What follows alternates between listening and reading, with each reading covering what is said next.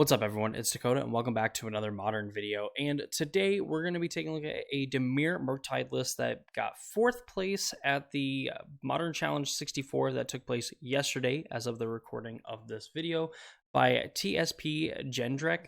They have been putting up a lot of results with this deck. At least I always feel like I see their name kind of in these challenges and stuff, playing Dimir Murktide and having some success. So I think definitely a kind of good person to, look at their list, kind of gauge like what exactly is going on here. And I even have like their record and stuff too from this specific challenge that we'll kind of go over and talk about here a little bit.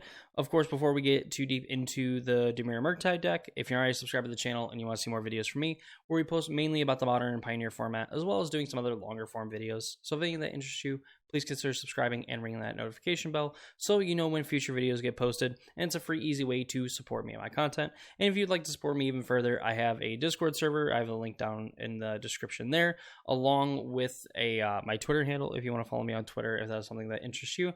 And finally, the last link that should be down there is actually to our sponsor, Mana Traders, where if you want to rent a deck like this, or maybe you want to just kind of try things out and you want to kind of expand your horizons, get better as a player, anything like that, Mana Traders is the perfect kind of subscription service to be subscribed to. I mean, I've been subscribed to it on and off for probably close to 5 years now. I absolutely love the flexibility that it gives me to rent and play a bunch of different decks. I think even if I didn't have a YouTube channel, I would probably still subscribe to Mana Traders, simply for the fact that I can play one deck, and if I decide, I don't really like this, then I can, of course, trade it back in and go and get a different deck that I would rather play.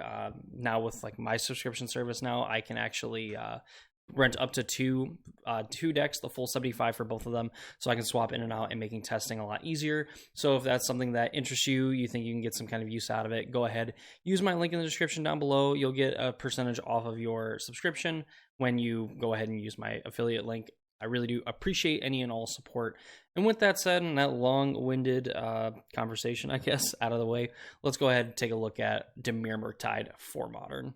So real quick, we'll kind of go over the matchups that TSP ended up playing in the event. So the breakdown, we had Red White Energy in round 1, ended up winning 2-1, winning against the Lutri deck in round 2, which basically is a deck that just plays a bunch of one-ofs.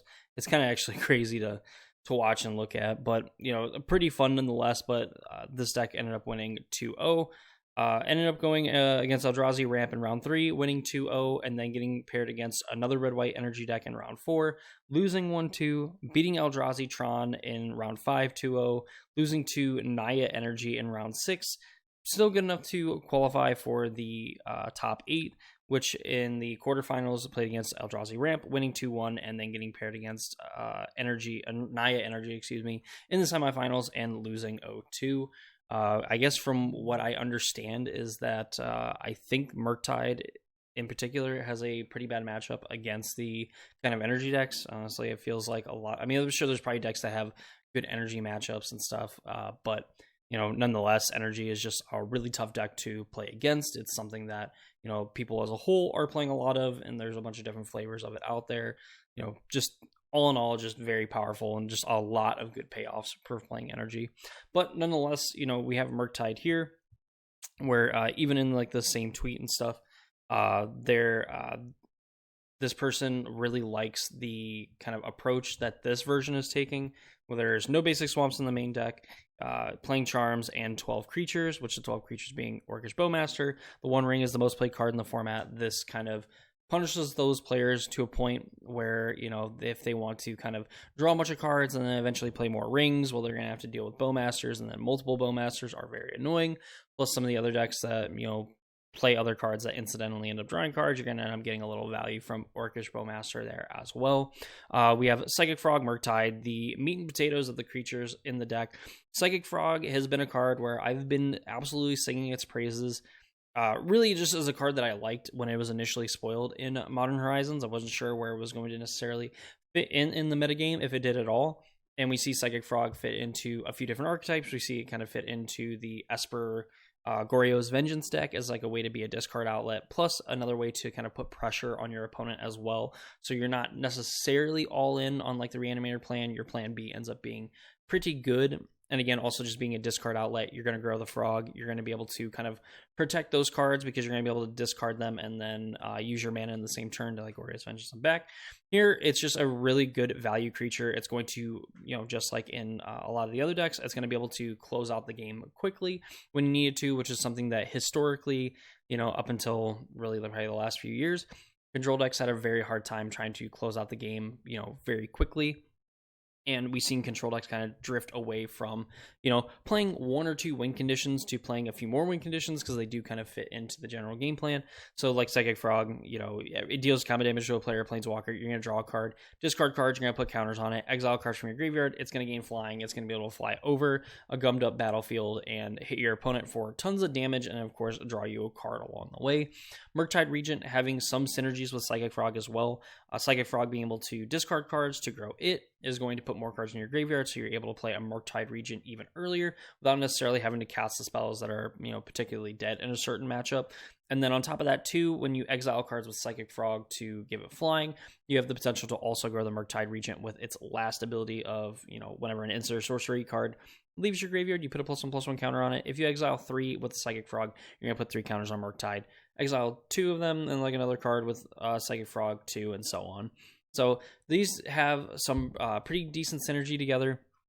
It's very easy for you to make an 8/8 Murktide Regent and then discard 3 instants of sorceries to Psychic Frog, exile them to grow the Murktide, and activating the ability repeatedly to where you have a lethal Psychic Frog plus Murktide Regent, which, is pretty good, again, when like a control deck has these options to just really, put an 8/8 into play and very easily get Psychic Frog up to a 4 or 5 power creature that can close out the game very quickly if your opponent is not able to dispatch the Psychic Frog. And with a lot of decks kind of preferring the like Galvanic Discharge as the removal of choice and Lightning Bolts, and even some decks going with Dismember, it's pretty easy to grow Psychic Frog out of range of some of those spells.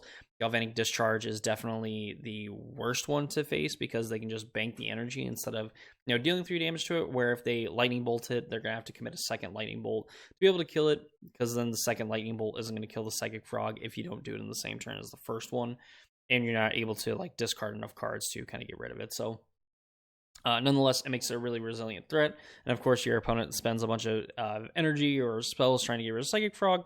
There comes Murktide Regent being an 8/8 and just being able to kind of dominate the battlefield, dodging Fatal Push, as definitely a card that these Murktide decks are looking to play, because again, they ended up kind of dealing with Psychic Frog, and Psychic Frog can definitely snowball. So this is, in a way, it is a control deck that can close out the game very quickly. Here we see Cling to Dust being a way that you can exile a card from a graveyard, and if it's a creature, you gain 3 life, otherwise you draw a card.